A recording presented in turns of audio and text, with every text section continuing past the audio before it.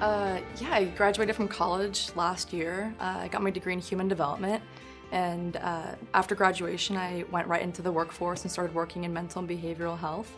And what gets me up in the morning is really just feeling like I have a purpose, believing that that it has something that can be of value to people who are in need or who want to optimize their own wellness. If I were to go back to where I identified the first point in time to where I had a point where I needed help and I experienced trauma was when I was 6 and I was sexually abused. And that was my first memory of existence. That was my first memory of being a child and being in a place. And it's funny how I don't remember much before or after that for a long time. My first memory is really that. And that was really a pivotal moment in my life, that moment right there, because my whole family was involved in that. And that was when my parents started to notice things. Or they became just more aware because of that moment, who knows. Either way, that was when things started happening. And Amanda started becoming oppositional or having issues with rules or whatever. You know, I'm too young to know exactly what happened, but I remember I had this visual of being in a room with a therapist, or maybe it was a case social worker, and I had this memory of just my legs sort of swinging in the chair, and that's to me a visual of just, I was so young and I was innocent, I had no idea what was going on. I didn't have the reasoning neurologically to even understand that what happened was bad.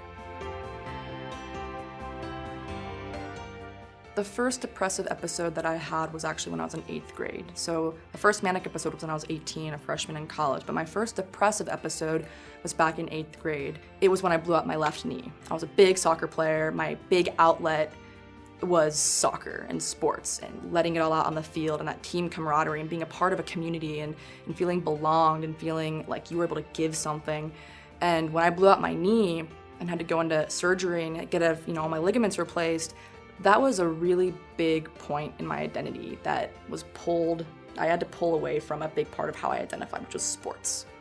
And I had to accept the fact that you can't play soccer for a year, if not ever. And being told that as an 8th grade kid going through puberty and transitions and questioning and grappling with sexual orientation and all these different things was really difficult. And that's when I first experienced my depressive dip. My highest manic state was when I was a freshman in college, and it was just like the best day of my life, right? I was so happy. It was like, here's Amanda on a normal day, and then here, just times it by 10, and I was so manic that I, just was doing things that were not socially acceptable. I wasn't safe, and I wasn't able to really think outside of my own thought bubble. And that was the hardest part of it, was trying to cope with the fact that here's this dysfunctional Amanda and here's this functional Amanda, and they're both happy and good mania, but yet it wasn't able to really, it wasn't healthy. Yeah, I did a little bit of burning, a little bit of cutting. It just made it real. It made it feel like I still could feel something. I could translate this cloud of thought and these sort of cyberspace thoughts and feelings and senses into something that was real, that I could see, that I could feel. Like, you still have something pumping through you when you see the effect of hurting yourself. But it wasn't to the point of trying to kill myself.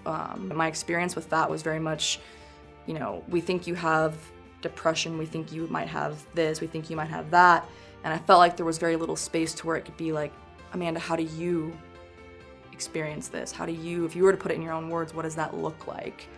I think I really would have appreciated that as an artist who sort of paints a different picture for things in my own mind, and as someone who doesn't really attribute my experiences to the status quo or what's normal or what's written in the textbook. Yeah, art has been a really cathartic and therapeutic process, an outlet for when I was going through stuff or when I do go through things that I feel like I'm not able to translate verbally or mentally. When I was in the hospital after I had my major break, there was this moment where this individual who worked at the hospital gave me some crayons. And the reason why she gave me crayons was because that was a safe tool that I could use in the hospital.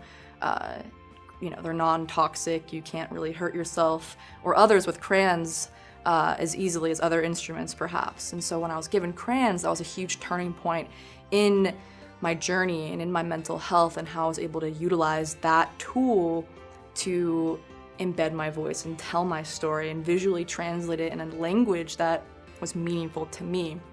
And also the process, what I use is, so here's one piece that I've made. And how I make this piece is a perceptual process because I do these layers. So the first layer, I'll do like a whole layer of yellow, and then I'll do a whole layer of orange, and then a whole layer of red, green, blue, whatever it is.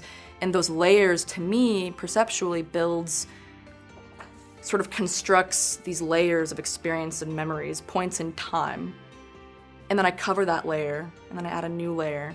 I think about it, I add a new layer. Construct, I build a new layer. I reconcile, I build a new layer. And so this process of building and constructing my identity in that point in time was really, really important for me. And also a way of reconciling that innocence that I felt that I lost when I was little, because crayons were what I would, that's what I used when I was very little. And so now using them when I was 18 years old in a hospital was really a reclaiming of that innocence through this sensual perceptual process of using crayons. The smell, the feel, the touch, they break and I get a new one.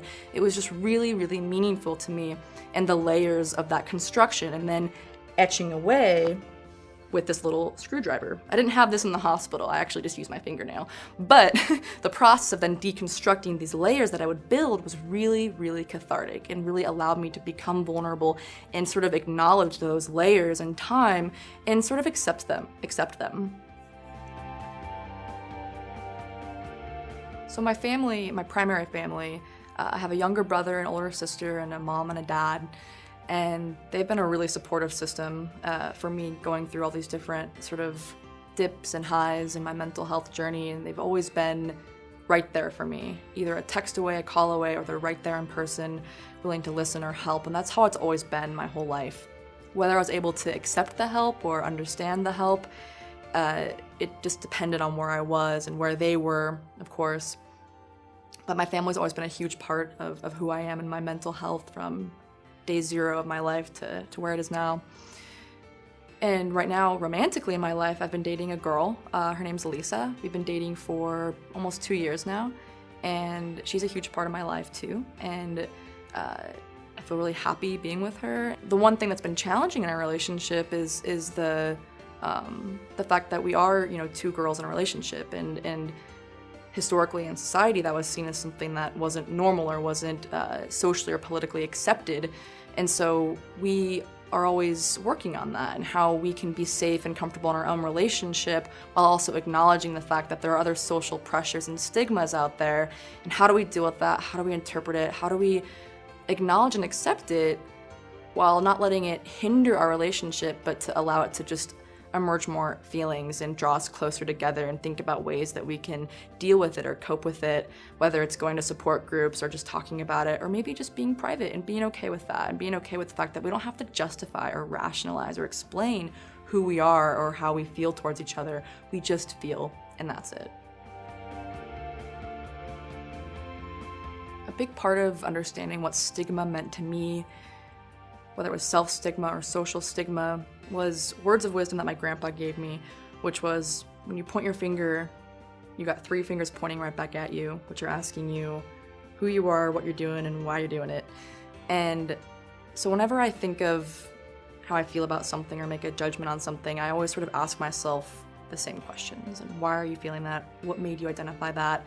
And what's your purpose in doing so? And that was really a pivotal point for me in absorbing or feeling my own stigma. When I felt the most stigmatized by others was when I felt the most stigma in myself.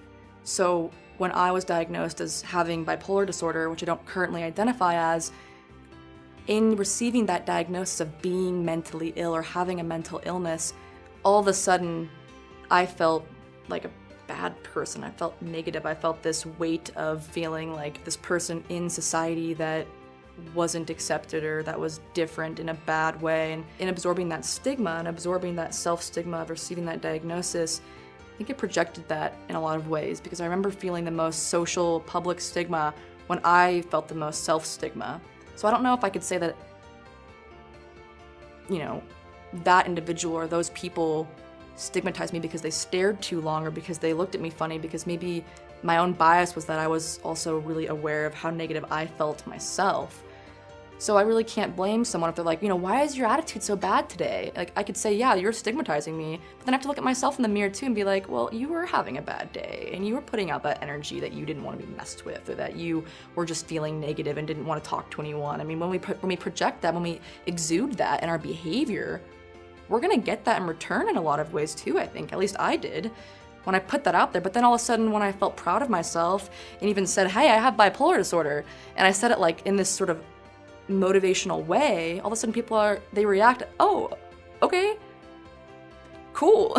So, there's this, again, this relationship and this reflection between perceptions and how we exude those perceptions that translates into either stigma or, oh, that's interesting. What does that mean to you? And so, I think there's ownership on both ends of it. And first it has to start with ourselves. And that's when I got better, was when I started to acknowledge myself as translating my experiences, however I labeled it, into a way that was positive, with my demeanor, with my gestures, with my tone, with my behaviors, everything. So whether I say I have bipolar disorder or not, the way in which I say it is super meaningful and powerful to not only myself, but how others interpret who I am and how I see myself too.